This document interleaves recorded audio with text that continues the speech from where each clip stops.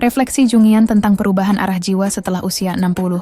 Ada saat dalam hidup ketika sesuatu berubah arah tanpa suara. Bukan tubuh, bukan nasib, tapi jiwa. Yang perlahan berputar di tikungan tak terlihat. Perubahan ini datang tanpa tanda peringatan, tanpa dentang jam, tanpa upacara, hanya diam.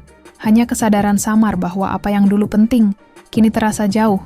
Dan yang dulu diabaikan kini justru memanggil dengan lembut dari dalam. Carl Jung menyebutnya the return to the soul. Kembalinya manusia pada inti dirinya setelah setengah abad hidup dalam panggung dunia. Bagi sebagian orang, peralihan ini datang seperti musim gugur, sunyi, meluruh, tapi indah. Bagi yang lain, ia datang seperti badai yang mengguncang semua yang pernah diyakini. Namun bagi semua jiwa yang mencapai usia ini, satu hal pasti. Arah hidup mulai berubah. Bukan lagi menuju luar, tapi ke dalam. 1. Dari performa menuju kejujuran selama puluhan tahun, manusia diajari untuk tampil, menjadi berguna, dipuji, diperhatikan. Kehidupan sosial menuntut topeng, senyum yang dijaga, kata yang ditimbang, prestasi yang ditampilkan. Namun di usia 60, panggung mulai gelap. Lampu sorot beralih, bukan ke arah dunia, tapi ke wajah sendiri di cermin yang sunyi. Di sanalah kelelahan lama menemukan maknanya. Jiwa menolak berpura-pura. Ia tidak lagi mencari pengakuan, hanya keaslian. Ia mulai menyingkap lapisan demi lapisan topeng. Hingga yang tersisa hanyalah manusia tanpa peran. Rapuh, tapi jujur. Sederhana tapi utuh. Yang dulu terasa seperti kehilangan, kini justru menjadi kebebasan. 2. Dari produktivitas menuju kehadiran dunia modern menilai hidup lewat ukuran hasil. Berapa banyak yang dikerjakan, berapa tinggi pencapaian, seberapa berguna seseorang bagi sistem. Namun jiwa di usia matang menolak untuk terus berlari. Ia tak lagi ingin menjadi mesin, ia ingin menjadi makhluk. Produktivitas digantikan oleh kehadiran, efisiensi oleh perasaan. Hidup tak lagi diukur dari seberapa banyak, tapi seberapa dalam. Waktu berubah dari garis menjadi lingkaran, dari rencana menjadi perenungan.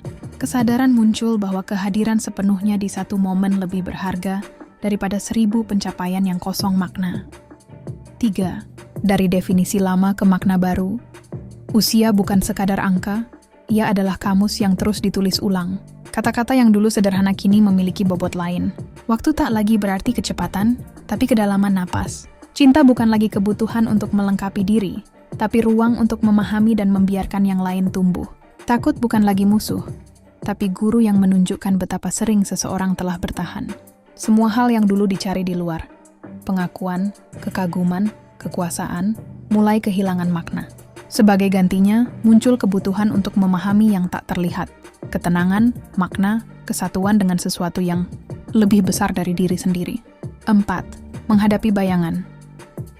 Di kedalaman usia, jiwa akhirnya berani menatap sisi yang dulu disembunyikan. Bayangan, bagian diri yang selama ini ditolak, ditutupi, atau dipermalukan, mulai kembali memanggil. Ia bukan datang untuk menghantui, tapi untuk disembuhkan. Jung menulis, "One does not become enlightened by imagining figures of light, but by making the darkness conscious." Kegelapan bukanlah musuh, ia adalah pintu menuju kesadaran. Ketika seseorang berani memeluk bagian dirinya yang dulu ia anggap lemah, ego pun runtuh, dan yang tersisa hanyalah manusia yang utuh, terang, dan gelapnya menyatu dalam kedamaian. Memantelilapa keindahan baru yang tenang, keindahan setelah 60 berbeda.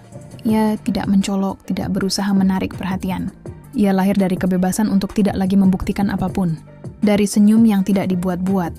Dari tatapan yang memahami tanpa banyak kata. Dari tubuh yang mungkin menua, tapi jiwa yang justru tumbuh muda. Karena ia akhirnya bebas.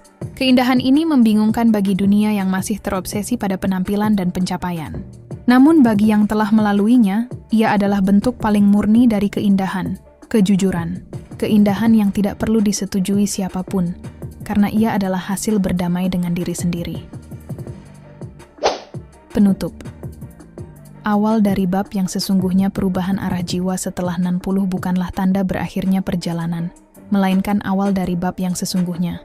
Ini adalah masa ketika seseorang berhenti menjadi peran dan mulai menjadi jiwa. Masa ketika topeng runtuh, waktu melambat, dan keheningan mulai berbicara dengan bahasa yang tidak dapat diterjemahkan oleh logika. Ini bukan kemunduran, tapi kembalinya sesuatu yang suci. Kesadaran akan keberadaan itu sendiri. Perjalanan ini bukan tentang siapa yang menjadi lebih sukses, tapi siapa yang menjadi lebih sadar.